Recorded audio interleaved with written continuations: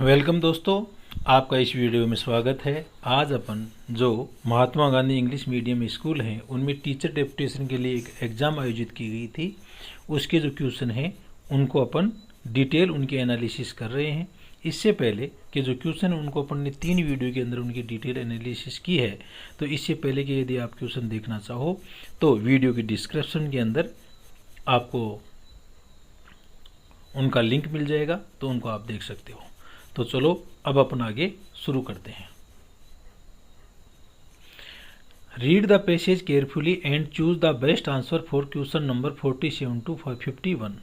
तो जो ये पैसेज दिया गया है उसको अपन को सावधानी पूर्वक पढ़ना है और फिर नीचे क्वेश्चन संख्या 47 से 51 के अपन को आंसर देने हैं।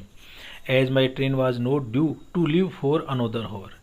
मेरी जो ट्रेन है was not due to leave यानी कोई ट्रेन बकाया नहीं थी, टू लीव लीव यानी छोड़ने के लिए या जाने के लिए, फॉर अनोदर हॉर यानी 1 घंटे के लिए, यानी 1 घंटे के लिए कोई ट्रेन नहीं थी।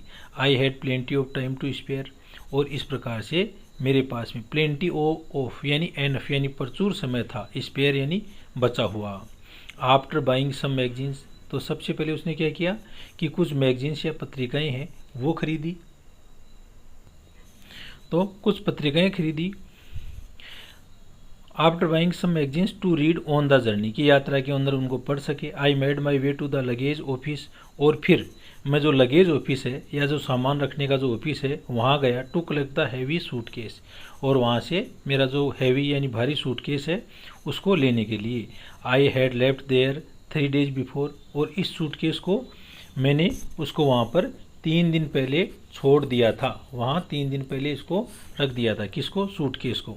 There were only a few people waiting, और वहाँ पर मात्र ए फ्यू यानी बहुत कम लोग थे, वेटिंग यानी इंतज़ार के लिए या बारी के लिए। And I took out my wallet, और मैंने वहाँ से मेरा वैलेट यानी थैला या झोला लिया, मेरा बटुआ, थैला या बटुआ लिया। To find the receipt for my case, जिससे कि मैं मेरी जो सूटकेस है उसको प्राप्त करने की जो रिसिप्ट है ना वो उसमें खोज सकूं। वेलेट यानी बटुआ को बोलते हैं दोस्तों। और इसी की जगह डब्ल्यू की जगह यदि वेलेट आ जाएगा, वी आ जाता, VALLET, वेलेट यानी नौकर होता है। The receipt did not seem to be where I had left it, और the receipt did not seem, और जो रिसिप्ट या पावती है वो उसको नहीं मिली कि उसको कहाँ छोड़ा था। I emptied the contents of the wallet, और मैंने पर्स या बटुआ के जितने भी कंटेंट्स थे या जो सामग्री थी उसको खाली किया। एंड, और उनके अंदर द रेलवे टिकट है उसको, मनी धन को, स्क्रैप्स ऑफ पेपर छोटे छोटे कागज़ हैं उनको, कागज़ के टुकड़ों को, एंड फोटोग्राफ्स, और मेरी जो फोटोएँ थी उनको थम्बल्ड आउट यानी अस्त व्यस्त उनको बाहर निकाला, यूं ही ठूस करके उनको बाहर निकाल दिया। आई एक्सप्लेन्ड, मैंने स्पष्ट किया। द सिचुएशन यानी जो स्थिति, तो ऐसे समय में उसकी जो स्थिति थी, क्योंकि उसको सूटकेस के लिए रिसिप्ट नहीं मिली थी। सोरोफुल, वो बहुत ही खेदजनक थी। टू द लगेज कीपर यानी जो लगेज या सामान का जो रखने वाला था उसको खेद प्रकट किया। तो ये अपना एक पैराग्राफ है और इससे अपन को अगले क्वेश्चनों के आंसर देने हैं।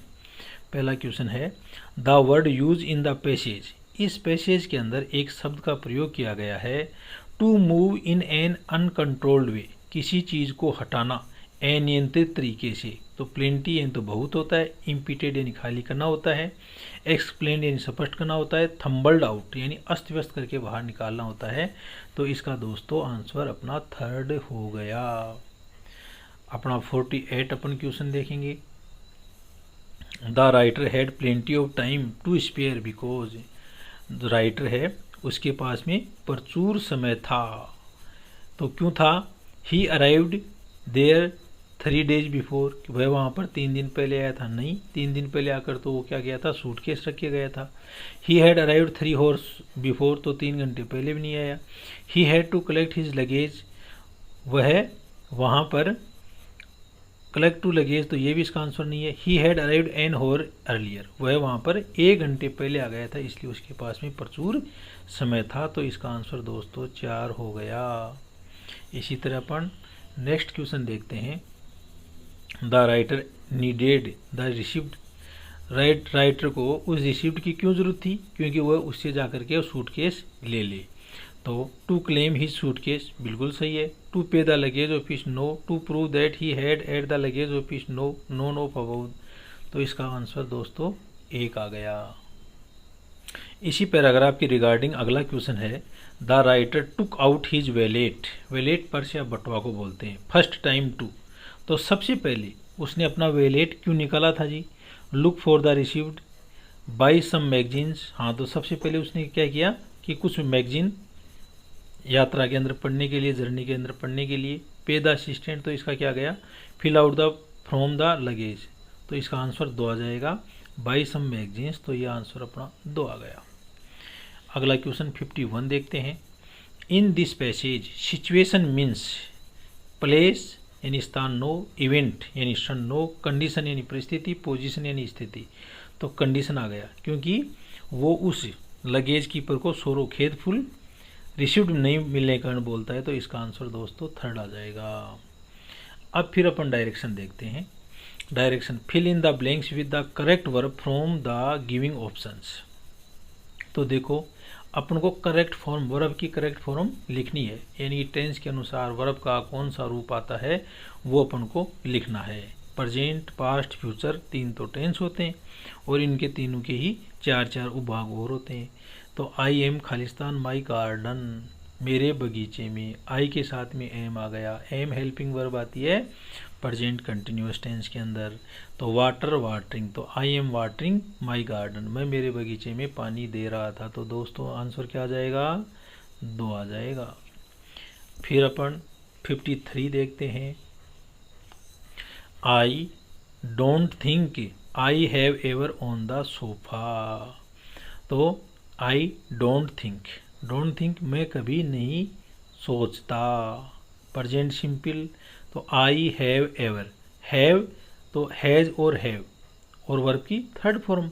तो सिट यानी बैठना, सेट और सेट, तो यह आ जाएगा सेट। तो I don't think I have ever set on the sofa, तो इसका आंसर 1 आ जाएगा। ये आ गया अपना प्रेजेंट सिंपल और इसके साथ में क्या आ गया, पास्ट प्रेजेंट परफेक्ट। ओके, अपना 54 क्वेश्चन देखते हैं अपन। Last night I on the carpet and fell asleep. तो यहाँ पर क्या आ जाएगा, ये है लास्ट नाइट यानी पिछली रात, तो पास्ट का आ गया। I on the carpet and fell asleep, तो लेटना, लेटने की क्या फॉर्म होती है वो अपन को देखना पड़ेगा। तो यहाँ दोस्तों अपन थोड़ा सा एक चीज़ देखते हैं कि एक तो होता है LIE, लाई यानी झूठ बोलना, झूठ बोलना, और इसकी फॉर्म सेकंड होती है लाइड, 3rd हो जाती है लाइट। दूसरा होता है LIE, लाई यानी लेटना, सेकंड फॉर्म क्या हो जाएगी, ले, और 3rd हो जाएगी लेन। और एक होता है LAY, ले यानी रखना, एक तो होता है रखना, LAY, ले यानी रखना, और दूसरा होता है अंडे देना, अंडे देना। तो इसकी हो जाएगी सेकंड फॉर्म लेड और 3rd फॉर्म भी लेड। तो दोस्तों इनमें ये ले और इस ले में अंतर है, ये ले फर्स्ट फॉर्म है और ये ले सेकंड फॉर्म है। तो लाई यानी लेटना, तो क्या हो जाएगा इसका। अब अपन इस क्वेश्चन को देखते हैं। लास्ट नाइट आई खालिस्तान, तो लाई की सेकंड फॉर्म ले हो जाएगी, तो ले। On the carpet and fell asleep, और सो गया, तो इसका आंसर दोस्तों 1 कर देंगे। अगला क्वेश्चन है direction, out of the 4 alternative, 4 विकल्प दिए गए हैं। Choose the one that suits the best as a question tag for the sentence. तो अपन को क्वेश्चन टैग देखना है। क्वेश्चन टैग है उसका सिंपल सा रूल है कि यदि क्वेश्चन के अंदर आपको असर्टिव सेंटेंस दिया गया है तो क्वेश्चन टैग में नेगेटिव कर देंगे, टेंस चेंज नहीं होगा।